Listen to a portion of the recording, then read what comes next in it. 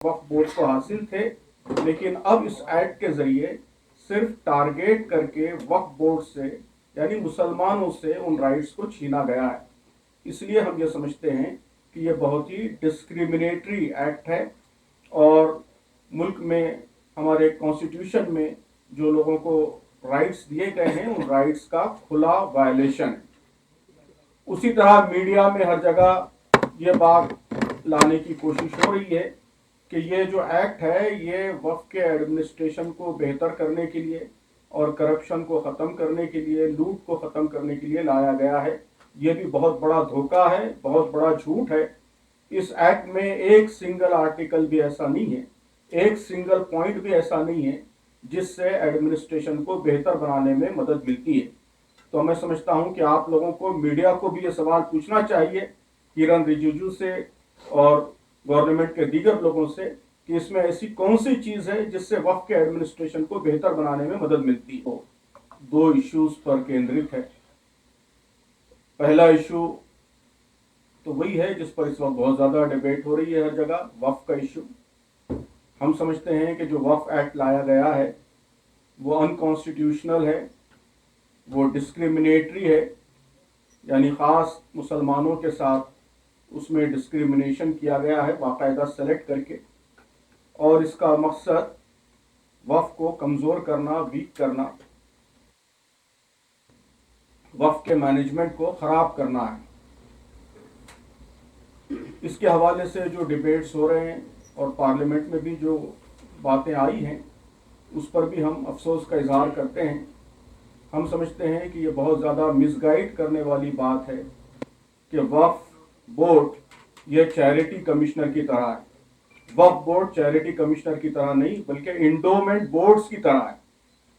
ये मुल्क के लोगों को मालूम होना चाहिए कि इस मुल्क में कई इंडोमेंट बोर्ड्स हैं हमारे हिंदू भाइयों के लिए, और उसी तरह सिख भाइयों के लिए हैं और दूसरे मज़ाहिब के लोगों के लिए हैं। तो वक्फ बोर्ड उसका पैरेलल है।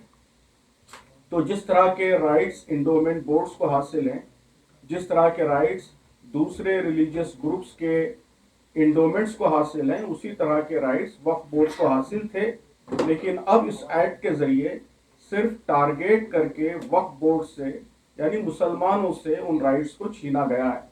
इसलिए हम ये समझते हैं कि ये बहुत ही डिस्क्रिमिनेटरी एक्ट है और मुल्क में हमारे कॉन्स्टिट्यूशन में जो लोगों को राइट्स दिए गए हैं उन राइट्स का खुला वायलेशन है। उसी तरह मीडिया में हर जगह ये बात लाने की कोशिश हो रही है कि ये जो एक्ट है ये वक्फ के एडमिनिस्ट्रेशन को बेहतर करने के लिए और करप्शन को ख़त्म करने के लिए, लूट को ख़त्म करने के लिए लाया गया है। ये भी बहुत बड़ा धोखा है, बहुत बड़ा झूठ है। इस एक्ट में एक सिंगल आर्टिकल भी ऐसा नहीं है, एक सिंगल पॉइंट भी ऐसा नहीं है जिससे एडमिनिस्ट्रेशन को बेहतर बनाने में मदद मिलती है। तो मैं समझता हूं कि आप लोगों को, मीडिया को भी ये सवाल पूछना चाहिए किरण रिजिजू से और गवर्नमेंट के दीगर लोगों से कि इसमें ऐसी कौन सी चीज़ है जिससे वक्फ के एडमिनिस्ट्रेशन को बेहतर बनाने में मदद मिलती है। क्या मुसलमान वक्फ बोर्ड के मेंबर्स की जगह नॉन मुस्लिम मेंबर्स आने से एडमिनिस्ट्रेशन बेहतर होता है? क्या गवर्नमेंट अपॉइंटेड जो एक्सक्लूसिव वक्फ ऑफिसर है उसको हटाकर कलेक्टर के हवाले करने से करप्शन खत्म होता है? अगर ऐसा है तो सारे डिपार्टमेंट्स खत्म कर दीजिए और सभी को कलेक्टर्स के हवाले कर दीजिए। हम जानते हैं कि करप्शन हर जगह है, तो रेलवे ऑफिसर्स खत्म कर दीजिए, कलेक्टर के हवाले कर दीजिए। इन्वायरमेंट ऑफिसर्स खत्म कर दीजिए, कलेक्टर के हवाले कर दीजिए। जितने ऑफिसर्स हैं जिनको राइट्स दिए गए हैं वो सब खत्म करके कलेक्टर के हवाले कीजिए। तो ओवर सेंट्रलाइजेशन से कभी भी करप्शन खत्म नहीं होता। ये बहुत ज्यादा बेवकूफ बनाने की बात है। करप्शन डिसेंट्रलाइजेशन से खत्म होता है। जब आप एक्सक्लूसिव ऑफिसर्स रखेंगे जिनके जरिए मॉनिटरिंग होगी तो उससे करप्शन खत्म होगा। इस गवर्नमेंट ने बिल्कुल उल्टा काम किया है कि बजाय और डिसेंट्रलाइज करने के और पावरफुल वक्फ ऑफिसर्स लाने के, उन्होंने वक्फ ऑफिसर को खत्म करके कलेक्टर के पास पावर्स शिफ्ट किए हैं। सजाएं कम करने से क्या करप्शन खत्म होता है?